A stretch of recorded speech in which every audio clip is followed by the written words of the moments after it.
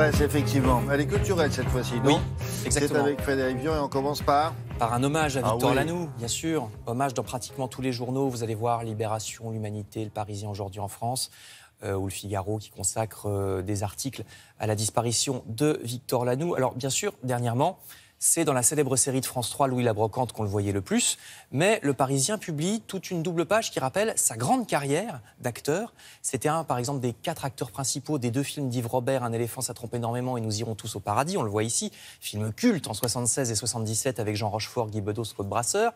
Victor Lanoux avait commencé dans les cabarets en duo avec Pierre Richard, ce que beaucoup de gens ont oublié. Il y a aussi, vous voyez à droite, le film Cousin-Cousine. Cousin-Cousine avait jeté un pavé dans la mare.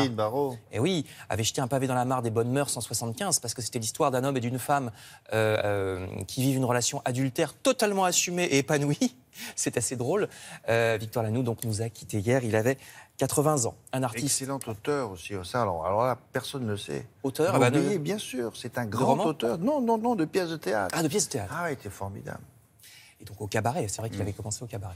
Un artiste donc disparaît, mais un autre est en train de naître, nous dit le site internet du journal Le Monde, et c'est une histoire formidable. Si vous prenez la ligne 2 du métro parisien, vous avez peut-être croisé ce garçon, Mohamed Lamouri. Moi, ça m'est arrivé.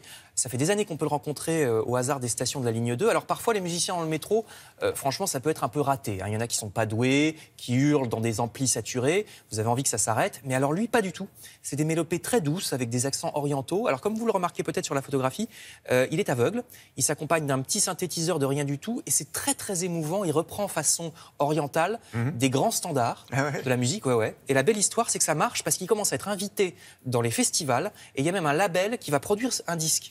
Voyez, donc retenez ce nom, Mohamed Lamouri, et l'article dans le site internet du Monde. Ce qu'on va faire, parce que là, on en parle, mais vous ne l'entendez pas. Ce qu'il faut, c'est aller tourner un reportage. Alors il faut l'attraper, parce qu'on ne sait pas où il est. Il est sur la ligne. On va chercher. On va trouver. Et il habite chez des cousins en Seine-Saint-Denis. Bon. Et puis parfois, la culture rejoint la politique. Vous apprendrez dans le Figaro que les restaurants ont hâte que la campagne se termine. Pourquoi? Parce que quand il y a des débats politiques à la télévision, les restaurants sont vides. Vous voyez la photo de droite? Il n'y a personne dans les restaurants en ce moment dès qu'il y a un débat politique à la télé. Par contre, vous voyez la photo de gauche de la Trump Tower dans Libération. Par contre, la politique bénéficie aux journaux, en tout cas aux États-Unis, parce que figurez-vous que depuis l'élection de Donald Trump aux États-Unis, alors que les journaux traditionnels sont en perdition là-bas, les abonnements au New York Times ont doublé depuis l'élection de Donald Trump. Donc vous voyez, ça favorise. À cause de New York, parce que le New York Times n'aime pas Donald Trump. donc quand on n'aime pas Donald Trump, on a envie de lire le New York Times. Je termine toujours par la politique qui rejoint les arts. Libé nous apprend que cet artiste russe vient d'obtenir l'asile politique en France. Piotr Pawlenski, œuvre très provocatrice contre le Kremlin, et donc il risquait 10 ans de camp de travail là-bas. Oui. Ça y est, asile politique en France. Et je termine juste d'un mot, si vous avez le temps ce week-end à Paris, et que vous aimez le monde de l'horreur et du fantastique, mais pas en politique cette fois, Monstres et compagnie, c'est un salon, si vous voulez vous déguiser en vampire ou jouer aux morts vivants. C'est à la porte de la Villette, pas dans le parc de la Villette, c'est juste à côté. Et c'est à partir de demain et jusqu'à lundi compris. Merci beaucoup.